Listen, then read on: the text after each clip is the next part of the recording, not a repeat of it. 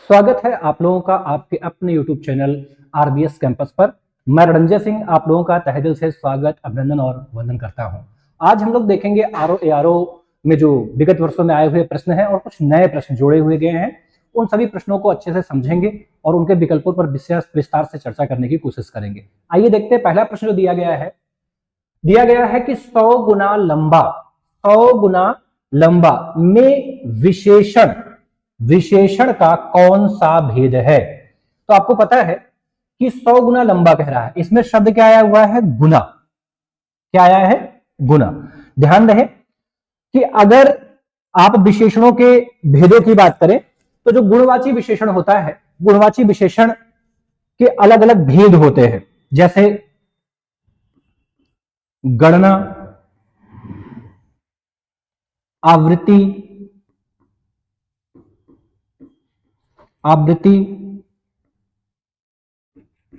क्रम, समूह, प्रत्येक। ठीक है, ये क्या है? ये आपके गुणवाची विशेषण के भेद है। पहला क्या है? गणना बोधक। पहला क्या है? गणना बोधक। दूसरा क्या है? तो दूसरा है आवृत्ति बोधक। दूसरा क्या है? आवृत्ति बोधक। और तीसरा क्या है? तो तीसरा है क्रम बोधक। क्या है? क्रम बोधक। और चौथा क्या है? तो यह है समूह बोधक। क्या है? समूह बोधक। और पांचवा कौन सा है? ये प्रत्येक बोधक होता है। क्या होता है भैया? प्रत्येक बोधक होता है। इनकी अपनी कुछ विशेष पहचान होती है। अगर वो पहचान आपके दिमाग में हो तो कभी भी प्रश्न गलत नहीं हो सकता है। जैसे गणना है, तो गणना बोधक जब भी आता, ध्यान है इसमें गिनती आती। गिनती क्या आती भैया? गिनती आती है। गिनती का मतलब इसमें जो संख्याएं आएंगी, वो 1, 2, 3, 4, 5, 6, 7, 8, 9, 10। ठीक है, इस तरीके से इसमें गिनतियां आती हैं। ये जो आवृत्ति बोधक है, आवृत्ति बोधक में जो गिनती आएगी, ध्यान रहे उसके साथ में गुना लगा रहता है या कुछ में हरा लगा रहता है। ठीक है, या गुना लगा रहेगा या हरा लगा रहेगा। ठीक है, जैसे दिया गया है 1 गुना, 2 गुना, 10 गुना, 20 गुना, या फिर दिया गया है दोहरा, तेहरा। तो या तो उसमें गुना लगा रहेगा या तो उसमें हरा लगा रहेगा। ठीक है, ये उसकी सबसे विशेष पहचान। अगर तुमको ये ध्यान में है तो कभी इनको पहचानने में समस्या नहीं आएगी। हालांकि आपके प्रश्न का जवाब आपको यहीं से मिल गया होगा कि वास्तव में 100 गुना लंबा में विशेषण का कौन सा भेद है। तो स्पष्ट है, आपको पता है कि आवृत्ति में ही संख्याओं के साथ में गुना शब्द लगा रहता है। इसमें सही आंसर क्या होगा? आवृत्ति वाचक या आवृत्ति बोधक। ठीक है, ध्यान दें अगर क्रम होगा, क्रम बोधक होगा, तो क्रम बोधक में क्या आता है? स्थान आता है। क्या आता है? स्थान आता है। स्थान को सूचित करने वाले शब्द आते, संख्याएं आती हैं। जैसे पहला स्थान, दूसरा स्थान, तो उसमें क्या संख्या जो आएगी? वो पहला, दूसरा, तीसरा, चौथा, पांचवा, अगला, पिछला। तो इस टाइप से उसमें अंक आएंगे। ठीक है, इस टाइप से अंक आएंगे। जैसे पहला,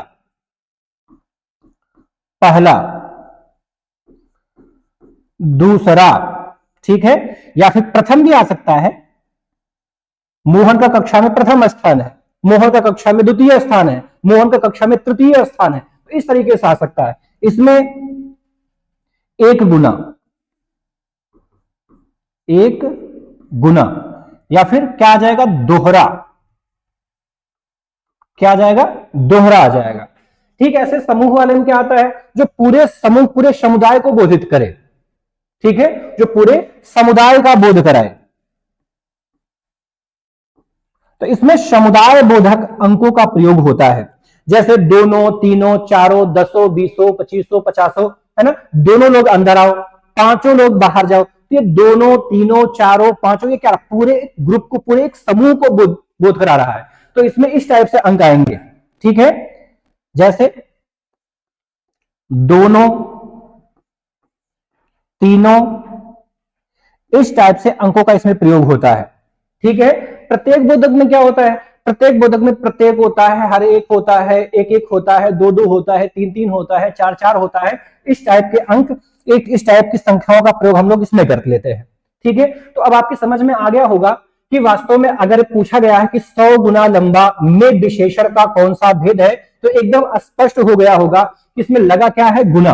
100 के साथ में गुना शब्द लगा हुआ है, और मैंने आपसे बताया कि जो आवृत्ति बोधक होता है उसमें गुना और हरा का प्रयोग होता है। ठीक है, तो एकदम स्पष्ट है कि इसमें आवृत्ति बोधक ही आपका एकदम राइट आंसर होगा। ठीक है, अब अगले प्रश्न की तरफ चलते हैं। दूसरा प्रश्न दिया गया है कि प्रयागराज में 10वां व्यक्ति कोरोना से पीड़ित है। में जो 10वां शब्द दिया गया है ये क्या है ना, आपको बताना है कि ये गणनावाची है, क्रमवाची है, आवृत्ति बोधक है, या फिर ये समुदायवाचक विशेषण है। तो आपको पता है कि अगर गणना बोधक होता तो इसमें गिनती आती। क्या आती भैया, इसमें गिनती आती। गिनती का मतलब वही 1 2 3 4 5 6 आता। अगर ये क्रम बोधक है तो जाहिर सी बात है, क्रम बोधक का मतलब मैंने आपको बताया था कि इसमें स्थान को सूचित करने वाला, है ना, स्थान को सूचित करने वाला शब्द आएगा। पहला स्थान, दूसरा स्थान, है ना, 10वां व्यक्ति, 11वां व्यक्ति, 12वां व्यक्ति। तो ये ध्यान रहे ये किस में आना है, ये आपका क्रम बोधक में आना है। ठीक है, ये किस में आना है, क्रम बोधक में ही आना है। क्या कह रहा है कि प्रयागराज में 10वां व्यक्ति जो है कोरोना से पीड़ित है। ठीक है, इसमें सही आंसर क्या होगा आपका, क्रमवाचक विशेषण। लेकिन अगर आवृत्ति होता तो आवृत्ति मैंने आपको बताया था कि आवृत्ति का मतलब क्या होता है, गुना। आवृत्ति क्या होता भैया, या तो उसमें गुना आएगा या तो उसमें हरा लिखा हुआ आएगा। ठीक है, 10 गुना, 20 गुना, 25 गुना, या दोहरा, तेहरा, इस टाइप से आएगा। और समुदाय का मतलब यह है कि इसमें क्या आ जाएगा, जो पूरे समूह का बोध करा दे, जो पूरे समूह का बोध करा दे, ऐसे अंकों का प्रयोग होगा, जैसे दोनों, तीनों, चारों, पांचों, 10, 20। तो इसमें जो आपका सबसे सही आंसर आएगा वो कौन सा आएगा, क्रमवाचक विशेषण। क्या आएगा भैया, क्रमवाचक विशेषण आएगा। ठीक है, चलते हैं अगला प्रश्न देखते हैं। अगला प्रश्न दिया गया है, तीसरे नंबर का प्रश्न दिया गया है। तीसरे नंबर का प्रश्न दिया गया है दुष्चरित्र। क्या दिया गया है, दुष्चरित्र। चलिए, क्या दिया गया है, दुष्चरित्र व्यक्ति से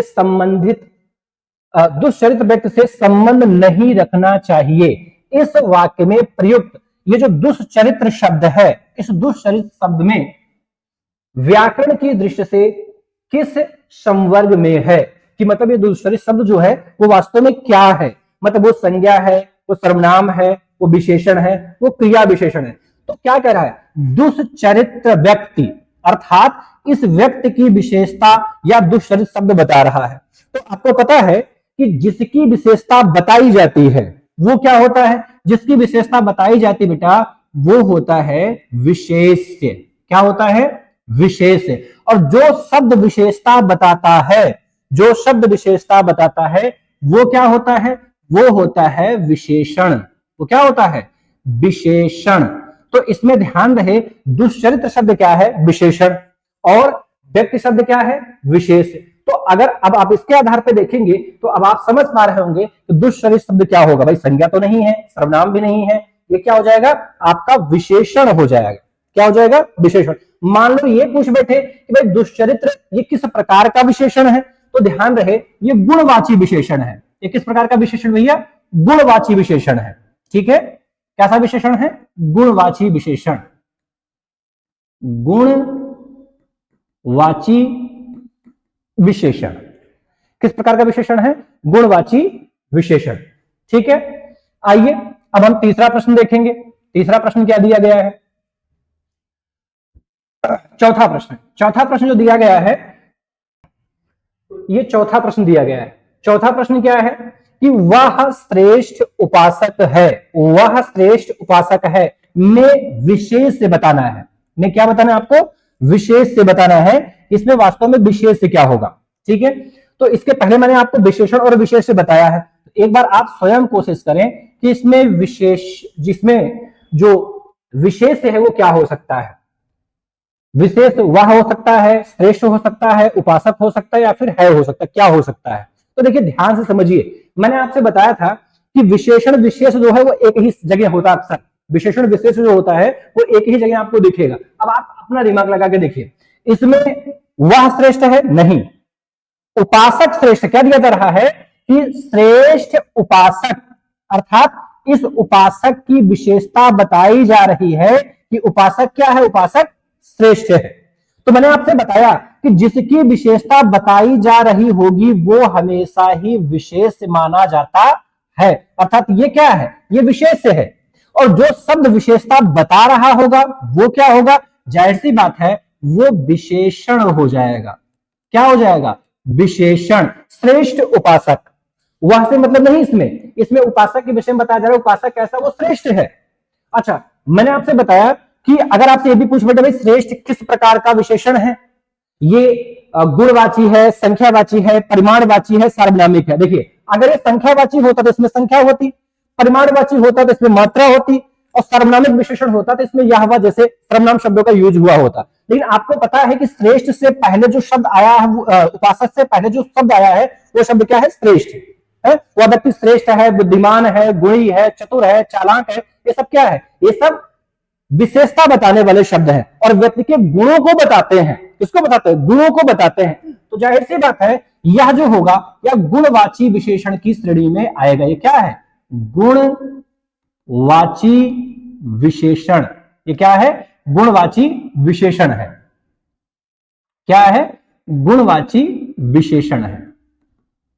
क्या है, गुणवाची विशेषण है। तो आपका सही आंसर क्या हो जाएगा, वह श्रेष्ठ उपासक है में विशेष क्या है, तो जाहिर सी बात है विशेष क्या हो जाएगा, आपका उपासक शब्द हो जाएगा। उपासक इसमें क्या है, इसमें उपासक जो है वो आपका विशेष हो जाएगा। इसमें श्रेष्ठ क्या है, तो जाहिर सी बात श्रेष्ठ आपका जो हो गया वो विशेषण हो गया। अगर ये भी पूछ ले तो ये बता सकते हैं क्या है, ये भाई विशेषण है। ये क्या है, ये विशेषण है। ठीक है, चलिए अगला प्रश्न देखते हैं। अगला प्रश्न 5वें नंबर का जो प्रश्न दिया गया है, ठीक है, 5वें नंबर का जो प्रश्न दिया गया है वो आप ध्यान से देखेंगे। क्या कह रहा है,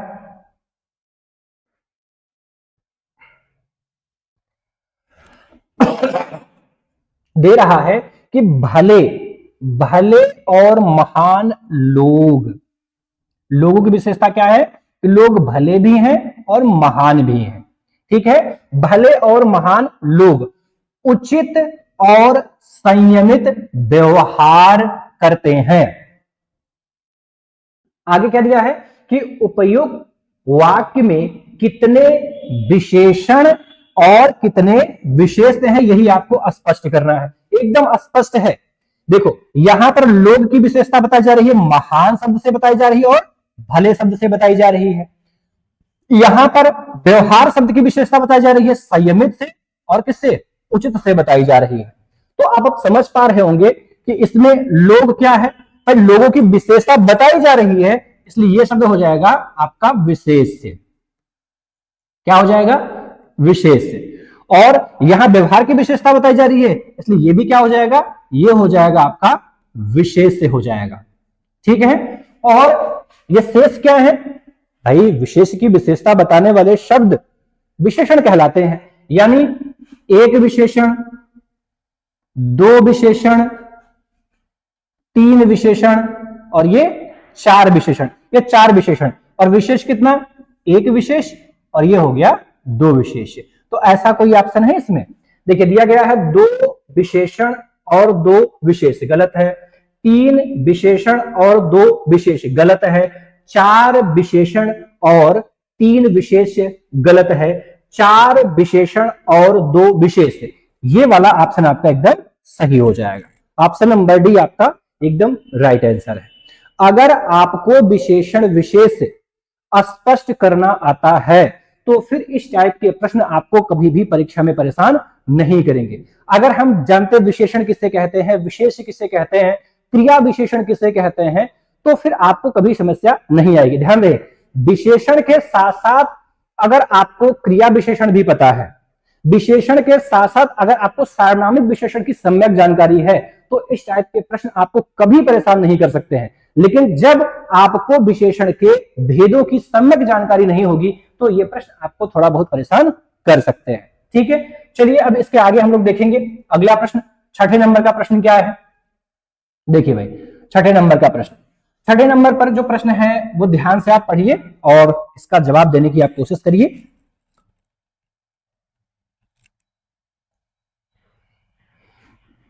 जो छठवां प्रश्न दिया गया, ध्यान से पढ़िए। समुद्री सांप में घातक परंतु बहुत कीमती जहर पाया जाता है।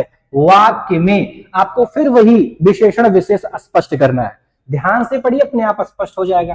कह रहा है कि समुद्री सांप, समुद्री सांप में घातक परंतु बहुत कीमती जहर, बहुत कीमती जहर, ध्यान रहे। अब इसमें देखो, तुमको भैया समझना क्या है इसमें, इसमें समझना यही है कि अगर सांप की विशेषता बताई जा रही है तो ये क्या हो जाएगा, ये आपका विशेष से हो जाएगा। क्या हो जाएगा, विशेष से हो जाएगा। और सांप की विशेषता क्या है, सांप कैसा है, समुद्री है।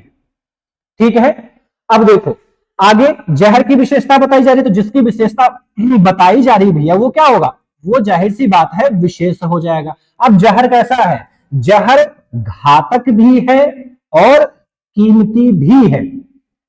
परंतु ये जो बहुत शब्द दिया गया भैया, ये जो है विशेषण नहीं है। अर्थात इस जहर की विशेषता ये कीमती शब्द बता रहा है और जहर की विशेषता ये घातक शब्द बता रहा है, किंतु बहुत शब्द नहीं बता रहा। ये क्या है, ये वास्तव में कीमती नहीं है, बहुत कीमती है। ये वास्तव में प्राविशेषण है। ये क्या है, प्राविशेषण। इसीलिए थोड़ा सा भ्रम आपके मन में उत्पन्न हो सकता है। तो अगर आपको यह भी पता होना चाहिए कि जो प्राविशेषण शब्द होते हैं उनको कभी हम विशेषण के रूप में गिनेंगे नहीं, और जब भी हम प्राविशेषण को विशेषण में गिन लेंगे और तभी गलती आप करेंगे। ध्यान रहे, इस बात को आपको अच्छे समझना है कि कामता प्रसाद गुरु ने हिंदी व्याकरण अपनी पुस्तक में स्पष्ट तौर पर उन्होंने बताया है कि जो प्राविशेषण होते हैं वो अंतर विशेषण होते हैं, अर्थात विशेषण के अंदर के विशेषण होते हैं, वो शुद्ध विशेषणों की श्रेणी में नहीं आते हैं, तो उनको नहीं गिनना आपको। अब एकदम स्पष्ट हो गया होगा कि विशेषण कितना है, विशेष कितना है। ध्यान रहे, विशेष तो दो ही होगा। अब देखो दिया गया है कि देखो इसमें एक विशेषण ये है, एक विशेषण ये है, एक विशेषण ये है, मतलब एक ये हो गया दो और ये कीमती हो गया तीन। इसमें तीन विशेषण है और दो विशेषण, ऐसा ऑप्शन कोई है, तीन विशेषण और दो विशेष, यानी पहला ही ऑप्शन एकदम सही हो जाएगा आपका, पहला ही ऑप्शन एकदम सही हो जाएगा। मैंने कहा अगर आप विशेषण और विशेष स्पष्ट कर पा रहे हैं तो इस टाइप के प्रश्न आपको कभी परेशान नहीं करेंगे। ठीक है, आगे चलते हैं। अगला प्रश्न दिया गया है प्रश्न संख्या 7। चलिए अगले प्रश्न को ध्यान से समझते हैं। अगला प्रश्न 7 नंबर का प्रश्न दिया गया भैया, ध्यान से समझेंगे, इसको ध्यान से पढ़िए और इसको जवाब दीजिए आप, क्या इसका आंसर हो सकता है। चलिए दिया गया है कि निम्नलिखित में से कौन सा गुणवाचक विशेषण नहीं है। यह सबसे बड़ी समस्या आती है। पेपर जब भी हम पढ़ते हैं, हिंदी का पेपर, हम बड़ी जल्दबाजी करते हैं, सारा समय हम हिंदी पेपर में ही बचा के और सब बर्बाद कर लेते हैं।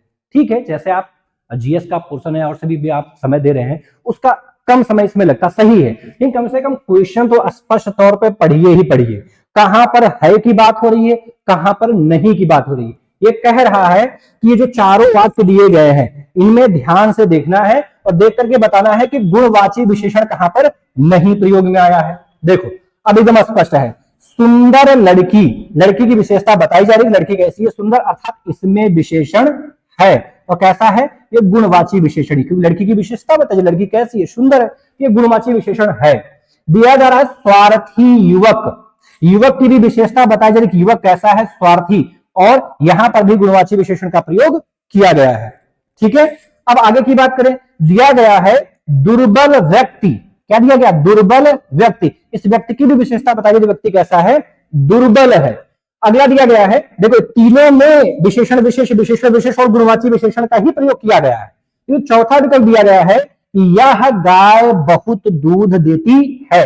तो अब देखना है कि यह क्या है, सर्वनाम, और गाय क्या है, संज्ञा। और आपको यह पता है कि यदि संज्ञा के पूर्व में सर्वनाम शब्द का प्रयोग हो और वह सर्वनाम शब्द उस संज्ञा की विशेषता भी बताए, ध्यान रहे वहां पर जो संज्ञा शब्द दिया, सर्वनाम शब्द दिया रहेगा, वो सर्वनाम नहीं माना जाएगा, बल्कि उसे सार्वनामिक विशेषण माना जाएगा। ध्यान रहे ये क्या है, ये सार्वनामिक विशेषण है। ये क्या है भैया, सार्वनामिक विशेषण है। यहां पर यही जो है गुणवाची विशेषण नहीं है, यही जो है ये सार्वनामिक विशेषण का प्रयोग किया गया। इसमें सही आंसर क्या हो गया, ऑप्शन नंबर डी हो गया। कौन सा हो गया भैया, ऑप्शन नंबर डी जो है ये आपका हो जाएगा। यहां पर यह शब्द जो दिया गया है वो क्या है, सार्वनामिक विशेषण।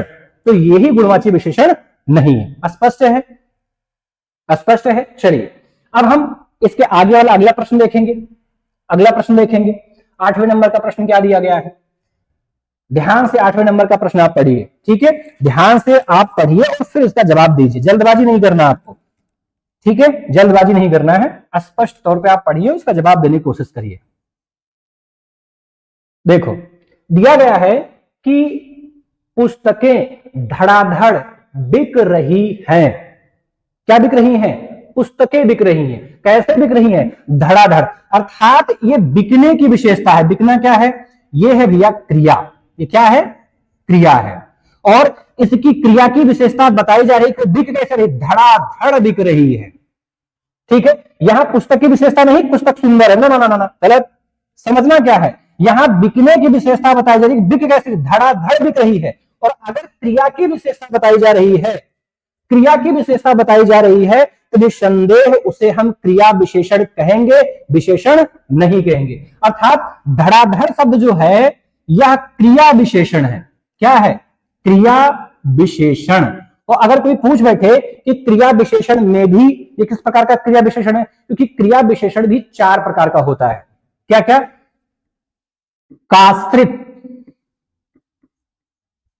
काश्रित, काश्रित मतलब कालवाची क्रिया विशेषण, स्थानवाची क्रिया विशेषण, रीतिवाची क्रिया विशेषण और परिमाणवाची क्रिया विशेषण। क्रिया विशेषण कितने प्रकार के होते हैं, तो क्रिया विशेषण 5 प्रकार के होते हैं। पहला 4 प्रकार के होते हैं। पहला कालवाची, दूसरा स्थानवाची, तीसरा रीतिवाची और चौथा परिमाणवाची। ध्यान रहे अगर समय की सूचना मिल रही है तो कालवाची क्रिया विशेषण हो जाएगा। अगर स्थान या दिशा बताया जा रहा है, उसकी विशेषता बताई जा रही है, तो स्थानवाची क्रिया विशेषण हो जाएगा। रीत, ढंग या तरीका बताया जा रहा है, ढंग या तरीका बताया जा रहा है, क्रिया के ढंग या तरीके को बताया जा रहा है, तो उसको हम कह देंगे रीतवाची क्रिया विशेषण। और अगर परिमाण यानी मात्रा बताया जा रहा है तो वहां पर क्या हो जाएगा, तो वहां पर हो जाएगा परिमाणवाची क्रिया विशेषण। यहां पर बिकने का तरीका बताया जा रहा है, बिकने का ढंग बताया जा रहा है, तो ये हो जाएगा रीतिवाची क्रिया विशेषण। क्या हो जाएगा भैया, रीतिवाची क्रिया विशेषण, रीतिवाची क्रिया विशेषण। इसलिए मैंने कहा कि अगर विशेषण विशेष को स्पष्ट तरीके से आप समझना चाहते हैं तो विशेषण के साथ साथ आपको क्रिया विशेषण की भी सम्यक जानकारी होनी चाहिए, अन्यथा आपको पहचानने में समस्या आएगी। ठीक है, ये बात सही है कि विशेषण ही आप में टॉपिक है, ठीक है, लेकिन और जो टॉपिक है इसी विशेषण से जुड़े हुए हैं, और जो चीजें विशेषण में जुड़ी हुई हैं वह विषय वस्तु भी आपको अच्छी तरीके से आना चाहिए, तभी आप इन चीजों को अच्छे से समझ पाएंगे, अच्छे से कर पाएंगे। तो अब आप समझ पा रहे होंगे कि इसका सही आंसर क्या हो जाएगा, पुस्तकें धड़ाधड़ बिक रही है। इसमें धड़ाधड़ किस प्रकार का विशेषण है, तो भैया यह क्रिया विशेषण है। कैसा विशेषण है, क्रिया विशेषण। अर्थात जो विशेषण क्रिया की विशेषता को बताता है वो हमेशा ही क्रिया विशेषण कहलाता है। ठीक है, बात समझ में स्पष्ट है। अगर कोई भी डाउट है, आपको कोई भी समस्या आती है, आपके समझ में नहीं आता है, कोई दिक्कत होती है, तो आप कमेंट बॉक्स में अपना कमेंट जरूर भेजें। ठीक है, मैं उसे पढ़ूंगा और उसका सही जवाब क्या हो सकता है मैं आपको देने की पूरी पूरी कोशिश भी करूंगा। ठीक है, चलिए आगे अगला पढ़ते हैं। अगले नंबर का जो प्रश्न है, प्रश्न संख्या 9। ध्यान से पढ़िए आप और फिर जवाब देने की कोशिश करिए कि क्या कहा जा रहा है। देखिए, प्रश्न दिया गया है कि निम्नलिखित वाक्यों में से वह वाक्य चुनिए जिसमें गुणवाचक विशेषण का प्रयोग किया गया है।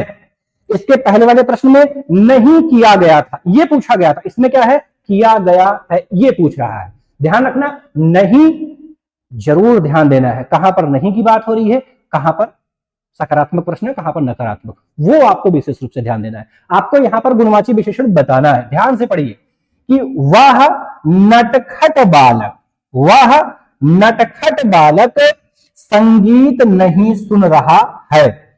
आगे दिया गया है, वहां बहुत से पक्षी उड़ रहे हैं। ठीक है, मैंने 10 मन गेहूं खरीदा। ठीक है, ऐसे आदमी लाखों में एक होते हैं। एकदम स्पष्ट हो गया होगा। ठीक है, कि यहां पर बालक की विशेषता बताई जा रही कि बालक कैसा है। ध्यान रहे, ये क्या भैया, ये विशेष्य है, जो जिसकी विशेषता बता रहे होते, जिस शब्द की विशेषता बता रहे होते हैं वो विशेष्य होता है। अच्छा, बालक कैसा है, बालक नटखट है। बालक कैसा है, बालक नटखट है। ध्यान दीजिएगा, एक और नियम आपको बता दे, अगर कैसा, कैसी, कैसे से जवाब मिल रहा होगा तो हमेशा ही गुणवाची विशेषण होगा, और कितना, कितनी, कितने से होगा तो हमेशा ही परिमाणवाची और संख्यावाची विशेषण होगा। परिमाणवाची अगर विशेषण होगा तो जाहिर सी बात है वहां पर मात्रक भी सूचित होगा, और संख्यावाची होगा तो उसमें उसकी संख्या को दर्शाया गया होगा। ठीक है, जैसे देखो यहां पर जो दिया गया है, सी वाले अक्षर में दिया गया है 10 मन गेहूं। ये मन क्या है, ये मन मात्रक है। मन क्या है, मात्रक है।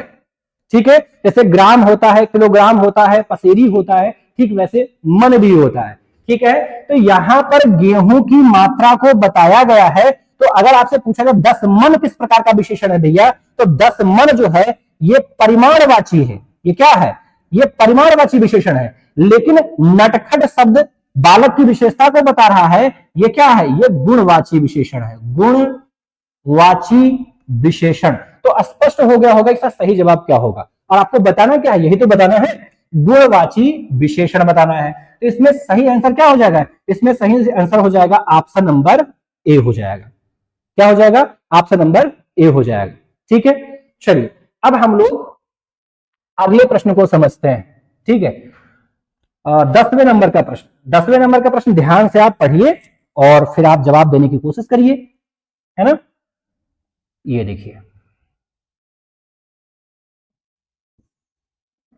देखिए, इनमें से अरण्य का समानार्थी शब्द है। देखिए, समानार्थी माने क्या होता है, समान अर्थ देने वाला। समानार्थी माने क्या होता है, समान अर्थ देने वाला, या आप इसी को क्या कहते हैं, पर्यायवाची भी कहते हैं। समानार्थी का दूसरा नाम क्या होता है, पर्यायवाची होता है। देखो, अरण्य माने क्या होता है, तो भैया अरण्य का अर्थ होता है जंगल। अरण्य माने क्या होता है, जंगल। देखिए, अरण्य के बहुत सारे पर्यायवाची होते हैं। देखिए, जंगल भी होता है, कानन भी होता है, ठीक है, कांतार भी होता है, कांतार भी होता है, विपिन भी होता है। क्या होता है, विपिन भी होता है ना, विपिन माने भी जंगल होता है।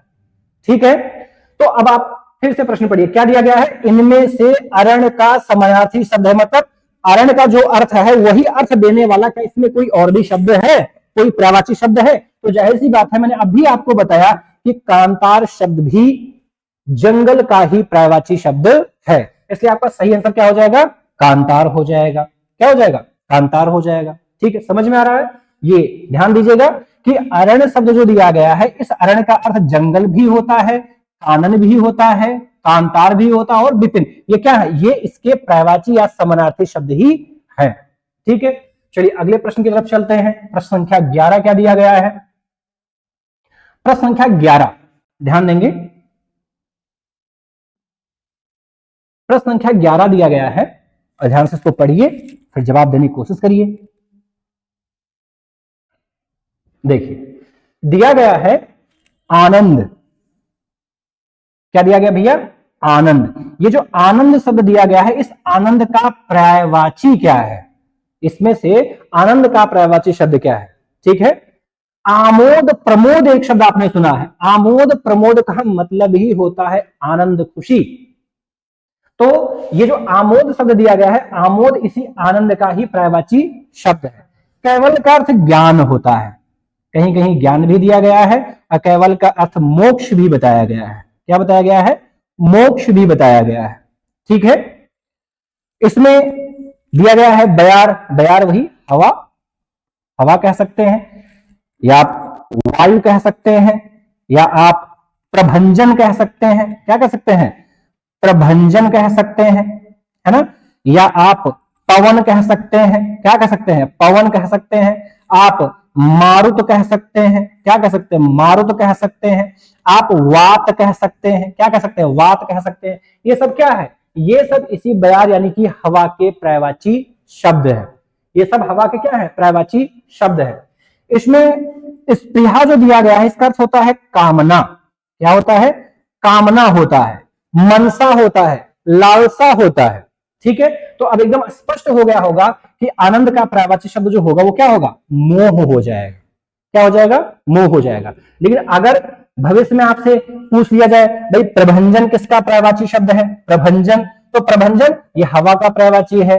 पवन किसका पर्यायवाची? हवा का पर्यायवाची। मारुत किसका पर्यायवाची? हवा का पर्यायवाची है। वात किसका पर्यायवाची है? तो वात हवा का ही पर्यायवाची। ध्यान रहे, वात, गात, बात, तीन मिलते जुलते शब्द है। कौन कौन सा? एक शब्द है वात, एक शब्द है गात, एक शब्द है बात। ध्यान रहे, तीनों शब्द मिलते जुलते हैं, लेकिन तीनों का अर्थ क्या है? अलग अलग है। वात माने क्या होता है? तो वात माने हवा होता है। वात माने क्या होता है? तो वात माने वायु होता है। ठीक है, गात माने क्या होता है? तो गात माने शरीर होता है।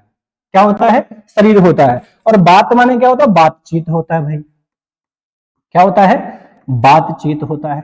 अगर आपको मिलते जुलते शब्दों का अर्थ पता है तो पर्यायवाची कभी भी समस्या आपके सामने नहीं उत्पन्न कर सकती है। लेकिन अगर मिलते जुलते शब्दों का अर्थ आपको नहीं पता है, यानी आपका शब्दकोश कमजोर है, तो ध्यान रहे पर्यायवाची शब्द पहचानने में आपको समस्या जरूर हो जाएगी। इसलिए कोशिश करिए, अपना शब्दकोश मजबूत करिए। और शब्दकोश मजबूत होता किससे है?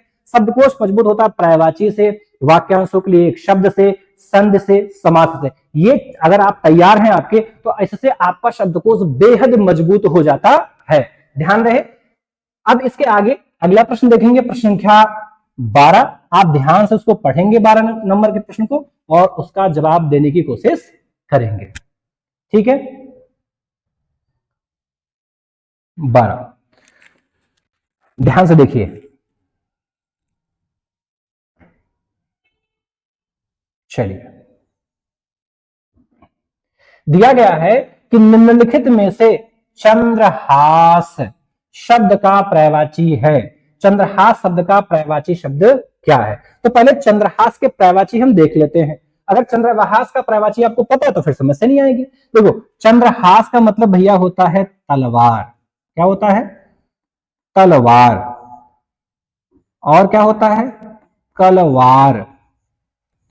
और क्या होता है? शमशीर। और क्या होता है? खड्ग। क्या होता है? खड्ग। और क्या होता है? तेग। तेग। ठीक है, तेग कह सकते हैं, तेगा कह सकते हैं, दोनों एक ही शब्द है। ये उर्दू का अल्फाज है ना। ये सब क्या है? ये सब भैया आपके इसी चंद्रहास के पर्यायवाची शब्द हैं। अगर ये याद हो जाए तो आपके प्रश्न का जवाब भी मिल जाएगा। ध्यान से देखेंगे, निम्नलिखित में से चंद्रहास शब्द का पर्यायवाची, स्पष्ट है कि चंद्रहास शब्द का पर्यायवाची शब्द क्या हो जाएगा? करवाल हो जाएगा। देखिए, इसमें दिया गया भैया मनमथ। ये मनमथ जो है वो कामदेव का पर्यायवाची है। किसका? कामदेव का। अब कामदेव को मनमथ क्यों कहते हैं? यह हमारे मन का मंथन कर देता है, हमारे मन में विचारों का परिवर्तन कर देता है। कौन? कामदेव। इसलिए इसको क्या कहते हैं? मनमथ कहते हैं। ठीक है, कामदेव के बहुत सारे पर्यायवाची शब्द है। इनको मार कहते हैं, मनमथ कहते हैं, इनको हम लोग मनोज कहते हैं, मनसिज कहते हैं, मदन कहते हैं। ठीक है, इन्हें अनंग कहते हैं। बहुत सारे पर्यायवाची शब्द है और सबके आधार है, सबके आधार है।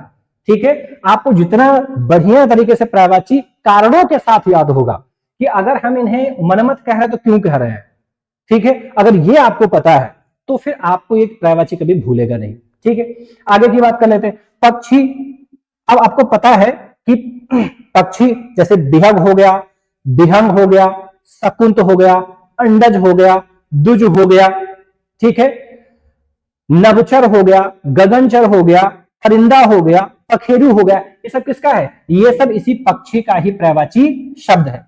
चांदनी से एक तत्सम रूप पूछा जाता है चंद्रिका। क्या पूछा जाता है भैया? चंद्रिका। ये इसका तत्सम रूप बहुत पूछा जाता है कि चंद्रिका का तद्भव रूप क्या होगा, तो चंद्रिका का तद्भव रूप चांदनी होगा। अच्छा, एक बात और बता दें, अगर शब्द पर अनुस्वार का प्रयोग किया है तो 95% शब्द क्या होते हैं? तत्सम हो जाते हैं। क्या हो जाते हैं? तत्सम। ठीक है, ये शब्द भी क्या है? ये सब तत्सम है, ये तत्सम शब्द है। और जहां पर चंद्रबिंदु का प्रयोग किया गया वो शब्द क्या होगा भाई? वो शब्द हो जाता है तद्भव। ध्यान रहे, तद्भव की पहचान के लिए ध्यान रखना है, जिस भी शब्द के साथ में चंद्रबिंदु का प्रयोग हुआ हो या द्विगुण शब्दों का प्रयोग हुआ हो, निराढ़ा कहीं भी लगा हो, तो वो तद्भव ही होता है, तद्भव ही होता है। ध्यान रखना आपको। ठीक है, तो राइट आंसर आपके समझ में आ गया होगा कि चंद्रहास का सही आंसर क्या हो जाएगा? गरवाल हो जाएगा। ठीक है, चलिए अब हम लोग देखेंगे 13 नंबर का प्रश्न। कितने नंबर का प्रश्न भैया? 13 नंबर का प्रश्न देखेंगे। इसको पहले हटाया जाए। चलिए 13 नंबर का प्रश्न देखेंगे। ठीक है, अच्छे से प्रश्न को पढ़िए और फिर जो है जवाब देने की कोशिश करिए।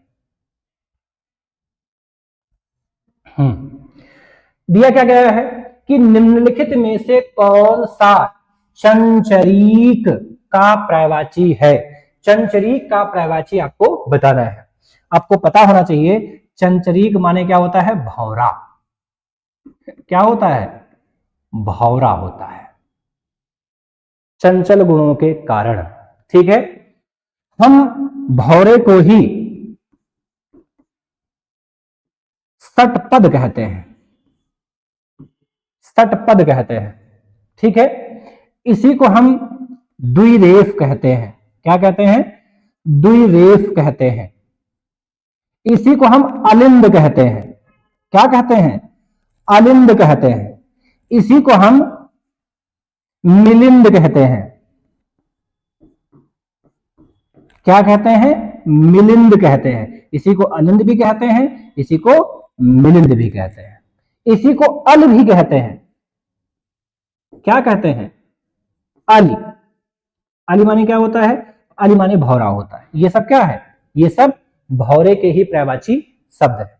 6 पैरों के कारण सटपद कहा जाता है। द्विरेफ क्यों कहते हैं? आपने भौरा देखा होगा तो भौरे आगे की तरफ उसके मूछ जैसे 2 बाल निकले हुए होते हैं। जो आगे की तरफ 2 मूछ जैसे बाल निकले हुए होते हैं ना, उसी के कारण उसको हम क्या कहते हैं? द्विरेफ कहते हैं।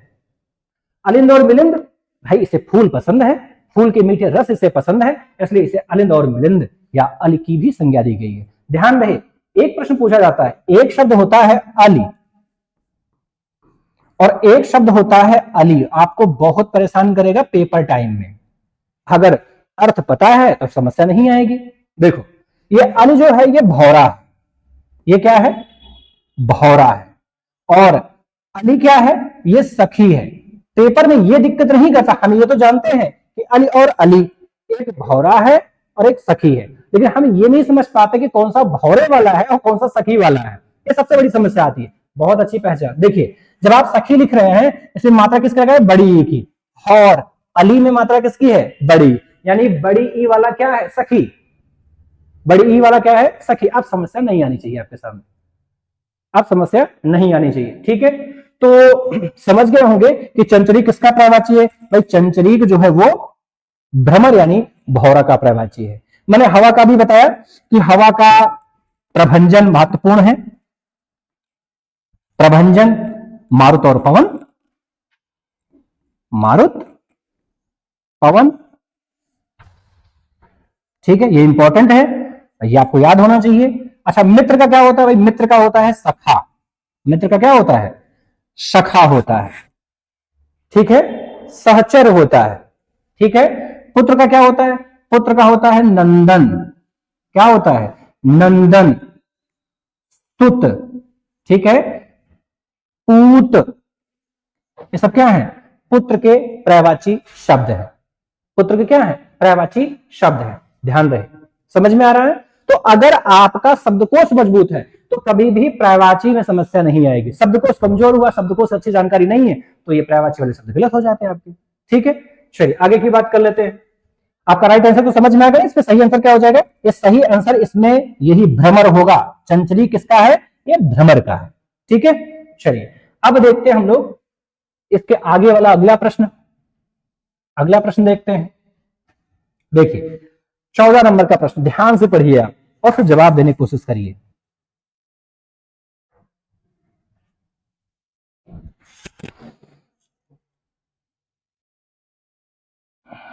दिया गया है कि निम्नलिखित में से कौन सा लक्ष्मी, लक्ष्मी का पर्यायवाची नहीं है। यह ध्यान रखना, इसको ऐसे गोला बना लीजिए, नहीं है पूछ रहा है। ठीक है, तो आपको पता है कि पद्मा, पद्म माने कमल और पद्मा माने लक्ष्मी। कमल पर बैठने के कारण हम इनको क्या कहते हैं? पद्मा कहते हैं। ये लक्ष्मी का पर्यायवाची है। विधात्री, विधात्री है ना, एक होता है विधाता, एक होता है विधात्री। विधाता माने क्या होता है? विधाता माने ब्रह्मा, विदना माने ब्रह्मा, ठीक है, विरंच माने ब्रह्मा, अंडज माने ब्रह्मा। ठीक है, ये ब्रह्मा के पर्यायवाची है। और ब्रह्मा की पत्नी, जब विधाता ब्रह्मा है तो उनकी पत्नी क्या होगी? विधात्री, अर्थात यह सरस्वती, सरस्वती का पर्यायवाची है। किसका? ये सरस्वती का पर्यायवाची शब्द है। सरस्वती के और भी पर्यायवाची शब्द हैं, जैसे आपको पता होगा, इनको हम श्वेत वसना कहते हैं। श्वेत वसना कहते हैं। क्यों कहते हैं? सफेद कपड़ा पहनने के कारण, श्वेत वस्त्र धारण करने के कारण। ठीक है, इनको हम क्या कहते हैं? तो इनको हम हंस वाहिनी भी कह देते हैं। हंस वाहिनी। इनको हम ज्ञानदायिनी भी कहते हैं। ज्ञान दायिनी, ज्ञानदायिनी भी कहते हैं। ठीक है, इनको गिरा भी कहते हैं, गिरा भी कहते हैं। इनको वागीशा भी कहते हैं। वागीशा, ध्यान रखना है, एक होता है वागीश, एक होता है वागीशा। वाग माने वाणी, ईशा माने देवी, अर्थात वाणी की देवी सरस्वती और वाणी का देवता, वाणी का देवता ब्रह्मा को भी माना जाता है और बृहस्पति को भी माना जाता है। अर्थात अगर शब्द क्या दिया गया है? वागीश, तो वो बृहस्पति का भी पर्यायवाची हो जाएगा और किसका हो जाएगा? ब्रह्मा का भी पर्यायवाची हो जाएगा। तो ये सब किसके हैं? ये सब सरस्वती के हैं। श्वेत वस्त्र धारण करने के कारण इन्हें श्वेत वस्त्रा कहते हैं, श्वेत वसना कहते हैं। इनको विमला भी कहते हैं, कमला भी कहते हैं। बहुत सारे पर्यायवाची, इससे आ नहीं सकता इसमें। ठीक है, इन्हें हंसवाणी, हंस पर बैठने के कारण, ज्ञान देने के कारण ज्ञानदायिनी कहते हैं। इनको गिरा और वागीशा भी कहा जाता है। ठीक है, तो अब देखो इसमें क्या दिया गया है कि निम्नलिखित में से लक्ष्मी का पर्यायवाची शब्द नहीं है। तो भैया इसमें लक्ष्मी का पर्यायवाची शब्द कौन सा नहीं है? विधात्री, ये निधात्री लिख गया है, सही शब्द होगा ये विधात्री, ये बी शब्द होना चाहिए, विधात्री। ठीक है, भाग्य का निर्माण करने के कारण, भाग्य का निर्माण करने के कारण। ठीक है, सिंधुजा, सिंधु माने क्या होता है? समुद्र होता है। जा माने क्या होता है? उत्पन्न होने वाली। तो आपको पता समुद्र से उत्पन्न कौन हुई थी? लक्ष्मी।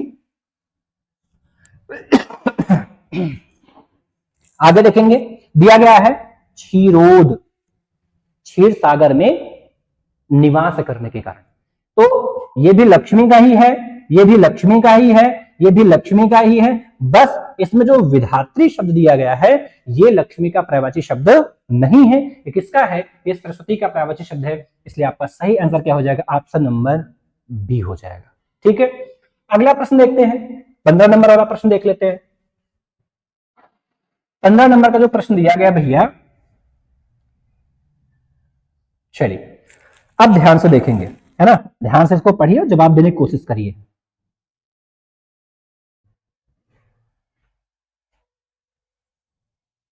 दिया गया है कि निम्नलिखित में से मैना का पर्यायवाची शब्द कौन सा है। मैना का पर्यायवाची शब्द कौन सा है। तो भैया सिखी माने क्या होता है, सिखी का अर्थ मोर होता है। आपने मोर देखा होगा, तो मोर के ऊपर चोटी बनी रहती है, चोटी रहती है ना। और चोटी होने के कारण इसको हम क्या कहते हैं, सिखी और ध्वजी कहते हैं, दोनों कहते हैं, सिखी भी कहते हैं ध्वजी भी कहते हैं। किसको कहते हैं, मोर को कहते हैं। और सारंग, सारंग भी मोर का ही पर्यायवाची है। किसका, मोर का। सारंग कई रंगों से युक्त होने के कारण, मोर का पंख देखा है, अगर मोर का पंख ध्यान से देखा होगा तो मोर के पंख में कई रंग होते हैं, उसमें काला भी होता है, नीला भी होता है, होता कि नहीं होता है, एक से अधिक रंग होते हैं ना। तो मोर के पंख में एक से अधिक रंग पाए जाते हैं, इसलिए उसको हम क्या कहते हैं, उसको सारंग कहते हैं। अच्छा, इसको हम केकी भी कहते हैं, मोर को ही कहते हैं केकी, केक केक करके बोलता है ना, बोलने के कारण हम इसको क्या कहते हैं, केकी कहते हैं। ध्यान रहे, इसमें मदन शब्द जो दिया गया है, ये मदन किसका है, मैना का पर्यायवाची शब्द है। हालांकि मैना का एक पर्यायवाची शब्द और भी है, कलह प्रिय भी इसे कहते हैं, कलह प्रिय, इसे कलह प्रिय भी कहते हैं। किसको, मैना को कहते हैं। ठीक है, ध्यान रखना है कि इसमें सिखी, सारंग और केकी ये मोर का पर्यायवाची शब्द है, और मदन जो है ये किसका पर्यायवाची है, तो ये जो है मैना का। अच्छा, मदन मैना का ही नहीं है, मदन हम कामदेव को भी कहते हैं। किसको कहते हैं, कामदेव को भी कहते हैं। और मदन हम लोग मैना को भी कहते हैं। किसको कहते हैं, मैना को भी कहते हैं। तो ये कामदेव का और मैना का, ये दोनों का पर्यायवाची शब्द है। ठीक है, राइट आंसर क्या होगा, राइट आंसर हो जाएगा आपका मदन। बात समझ में आ गई, मदन हो जाएगा। आगे की बात करते हैं, अगला प्रश्न दिया गया, अगला प्रश्न ध्यान से देखेंगे,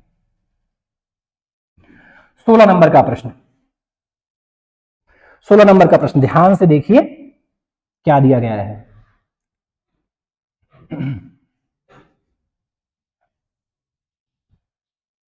देखिए, दिया गया है कि निम्नलिखित में से जंगम, है ना, जंगम का पर्यायवाची कौन सा है। जंगम का पर्यायवाची, जंगम का मतलब होता है भाई चलायमान। जंगम माने क्या होता है, चलायमान। ठीक है, तो ये चलायमान जो है इसका राइट आंसर हो जाएगा। जंगम का अर्थ ही होता है चलायमान, जो स्थिर ना हो, जो चले, जो गति करे, जो गति करे, जो चले, वो क्या है, जंगम है। और जंगम का विलोम क्या है, जंगम का विलोम शब्द होता है अस्थावर। ये क्या है, ये विलोम शब्द है भैया। ये क्या है, विलोम। सबसे ज्यादा तो यही पूछा जाता है, जंगम का विलोम क्या होता है, अस्थावर। और जटिल, जटिल का विलोम क्या होता है, जटिल का विलोम होता है सरल। क्या होता है, सरल। ठीक है, और जंगल, इसका पर्यायवाची शब्द मैंने आपको बताया, कानन होता है, कांतार होता है, विपिन होता है, अरण्य होता है, ये सब क्या है, जंगल के पर्यायवाची शब्द। तो देखिए, ये वास्तव में विलोम शब्दों से पूछने के बजाय उसको उठा के रखा कहां, पर्यायवाची में रख दिया। अगर आपका शब्दकोश मजबूत होगा तो विलोम शब्द भी आप समझ पाएंगे, पर्यायवाची भी समझ पाएंगे, दोनों का अंतर विभेद भी कर पाएंगे, और सही प्रश्न तक, सही प्रश्न के जवाब तक भी आप पहुंच पाएंगे। ठीक है, इसलिए शब्दकोश का मजबूत होना अत्यंत आवश्यक है। ठीक है, ध्यान रहे, जंगम का समानार्थी, जंगम का पर्यायवाची शब्द होता है चलायमान, और जंगम का विलोम शब्द होता है अस्थावर, और जटिल का विलोम होता है सरल। और जंगल ये एक पर्यायवाची शब्द है, जंगल का पर्यायवाची मैंने आपको बता दिया, कानन होता है, कांतार होता है, विपिन होता है, अरण्य होता है, ये सब जंगल के पर्यायवाची शब्द है। ठीक है, समझ में? तो राइट आंसर क्या हो जाएगा, ऑप्शन नंबर ए। ठीक है, आगे चलते हैं, आगे चलते हैं, प्रश्न संख्या 20 देखते हैं, 20 नहीं 17 देखते हैं। ठीक है, प्रश्न संख्या 17, ध्यान दीजिए, 17 नंबर।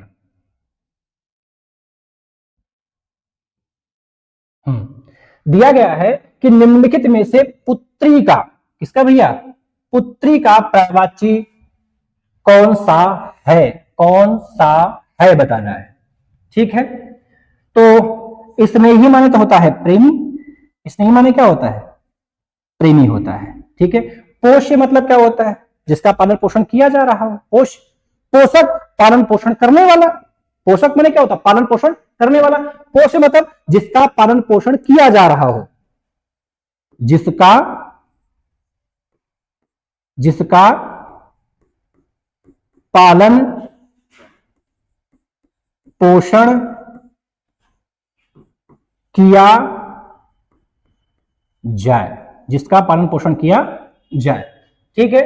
दुहिता, दुहिता दूरे दूरे हिता, जिसका दूर रहने में ही हित हो, वो कौन? अरे भैया वही पुत्री होती है। ध्यान रहे, विवाह के बाद यदि पुत्री अपने पिता के घर से दूर रहे तो ही हित है, और अगर पिता के घर शादी के बाद में भी रहने रहे तो फिर मामला गड़बड़ है, फिर झगड़ा विवाद होता रहता है। ठीक है। दुहिता दूरे दूरे हिता किसका पर्यायवाची है? ये पुत्री का पर्यायवाची शब्द है। किसका है? पुत्री का पर्यायवाची शब्द है। बल्लभा, देखो बल्लभा जो है ये वास्तव में हम किसको कहते हैं? पत्नी को कहते हैं। दो शब्द है, एक बल्लभा और एक होता है बल्लभ। क्या होता है भैया? बल्लभ। बल्लभ का अर्थ होता है पति और बल्लभा का अर्थ क्या होता है? पत्नी होता है। तो सही आंसर समझ में आया क्या होना चाहिए? सही आंसर, राइट आंसर क्या होना चाहिए? दुहिता, है ना। हालांकि पुत्री का पर्यायवाची जो है वो नंदनी भी होता है। क्या होता है? नंदनी। ध्यान रहे, नंदनी भी दो का पर्यायवाची है। नंदनी गाय को भी कहते हैं और नंदनी हम पुत्री को भी कहते हैं। इसको हम सुता भी कहते हैं। सुता, सुता। एक होता है सुत, एक होता है सुता। सुत माने पुत्र और सुता माने पुत्री होता है। ठीक है। क्या होता है? पुत्री होता है।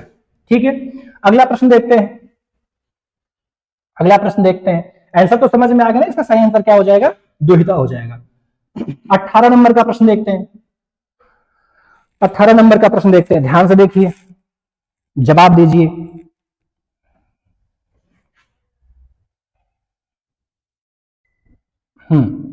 दिया क्या गया है कि निम्नलिखित में से कीचड़ का पर्यायवाची कौन सा है?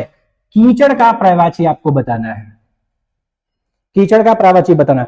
पहले तो जान लो कि कीचड़ शब्द जो है वो तद्भव शब्द है। कैसा? ये तद्भव शब्द है। कैसे पहचाना? देखो दुगुण वर्ण का प्रयोग किया गया है। ठीक है। आगे की बात करते हैं। दिया गया है उष्णीय, मलिन, अश्म। अश्म माने क्या होता है? तो अश्म माने होता है भैया पत्थर। पाहन माने क्या होता है? पत्थर। पाहन माने क्या होता है? पत्थर। पाषाण माने क्या होता है? पाषाण माने होता है पत्थर। ठीक है। परस्पर माने क्या होता है?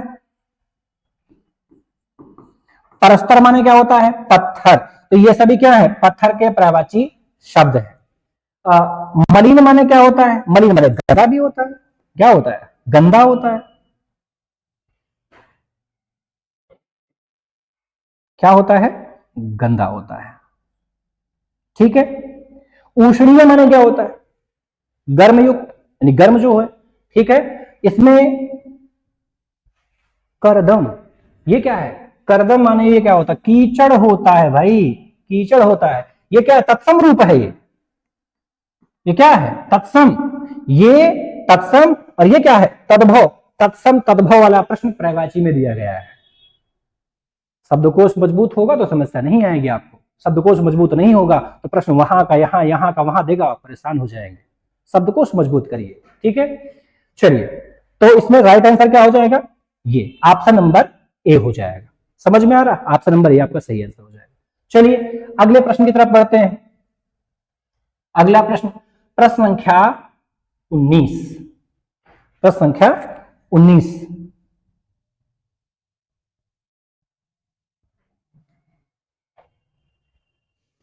प्रश्न संख्या 19 देखते हैं क्या दिया गया है। दिया गया है कि पर्यायवाची की दृष्टि से कौन सा युग्म सही नहीं है? सही नहीं है बताना है। ठीक है। बृहस्पति, अंगिरस, ब्रह्मा, अब्जयोनि। ठीक है। भगवान, जगन्नाथ और वरदान वर्ण गलत है। ये वरदान वर्ण ही गलत है। वर्ण माने होता है चुनना। वर्ण माने क्या होता है? चुनना। ठीक है। और वरदान यानी आशीर्वाद क्या है? आशीर्वाद या फिर क्या होता है? कृपा। क्या होता है? कृपा होता है। ठीक है, ये अब्ज योनि, अब्ज माने क्या होता है? अब्ज का अर्थ होता है बेटा कमल। क्या होता है? कमल होता है। योनि माने क्या होता है? उत्पत्ति स्थल। उत्पत्ति स्थल होता है, अर्थात कमल से जिसकी उत्पत्ति हुई है। कमल से उत्पत्ति किसकी हुई? कमल से उत्पत्ति ब्रह्मा की हुई, इसलिए उनको अब्जयोन भी कहते हैं। ठीक है, क्या कहते हैं? अब्जयोन कहते हैं। तो इसमें जो सही आंसर होगा आपका वो क्या हो जाएगा? वरदान। वरदान का पर्यायवाची शब्द वर्ण नहीं होता है। शेष सही है। शेष क्या है? शेष सही है। ठीक है, चलिए अब हम लोग देखेंगे अगला प्रश्न क्या दिया गया भाई। अगला प्रश्न संख्या 20, ध्यान से पढ़िए आप। प्रश्न संख्या 20 ध्यान से पढ़िए आप। दिया गया है कि निम्नलिखित में से विलोम शब्दों का अशुद्ध युग्म है। अशुद्ध यानी गलत। तो व्यभिचारी का सदाचारी होता है, एकदम सही है। छली का बलि, बस ये छली का बलि जो दिया गया है यही वाला गलत है आपका, यानी राइट आंसर आपका ऑप्शन नंबर बी होगा। आगे भी देख लेते हैं। निष्काम का सकाम सही दिया गया है। करुण का निष्ठुर दिया गया, एकदम सही दिया गया है। तो विलोम शब्दों की दृष्टि से अगर हम देखें तो विलोम शब्दों की दृष्टि से इसमें छली का बलि नहीं होगा। छली का बलि नहीं होगा। ठीक है, आज की क्लास यहीं तक। इसके आगे की चीजों की चर्चा हम आने वाली क्लास में करेंगे, लेकिन निवेदन है आपसे कि कृपया आप हमारे चैनल को लाइक भी करें, सब्सक्राइब भी करें और ज्यादा से ज्यादा लोगों के पास में शेयर भी करें। हम अगली वीडियो में आपसे मिलेंगे, तब तक के लिए धन्यवाद।